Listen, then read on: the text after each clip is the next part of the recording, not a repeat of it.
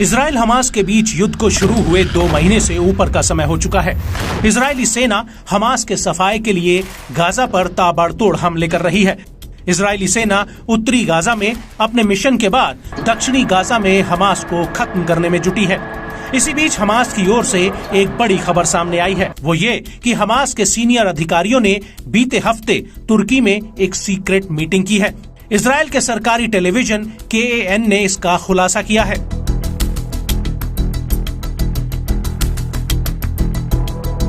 KAN के मुताबिक इस मीटिंग में हमास के राजनीतिक ब्यूरो के उपाध्यक्ष सालेह अल अरौरी और हमास के पूर्व प्रमुख खालिद मशाल शामिल हुए।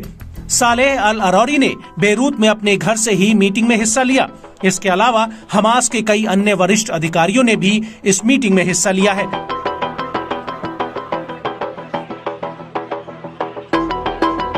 इस मीटिंग में बंधकों से जुड़े समझौते को लेकर बात हुई है। हालांकि हमास के नेता अभी तक युद्ध में हिजबुल्लाह की भूमिका को लेकर कोई निर्णय नहीं ले सके हैं। वहीं इस मीटिंग में तुर्की में होने से इजराइल की चिंता बढ़ गई है। तुर्की में मीटिंग को जानबूझकर रखा गया क्योंकि हमास नेताओं की बैठक के लिए इसे काफी सुरक्षित माना जाता है। वहीं तुर्की इजराइल हमास युद्ध को लेकर शुरू से ही हमास का साथ दे रहा है। तुर्की के राष्ट्रपति एर्दोगन लगातार इजराइल के खिलाफ बयानबाजी कर रहे हैं। तुर्की की ओर से इजराइल को चेतावनी भी दी गई थी। तुर्की के खुफिया अधिकारी ने कहा कि अगर इजराइल ने तुर्की समेत किसी दूसरे देश में हमास के अधिकारियों को मारने की कोशिश की तो इसके गंभीर परिणाम भुगतने होंगे।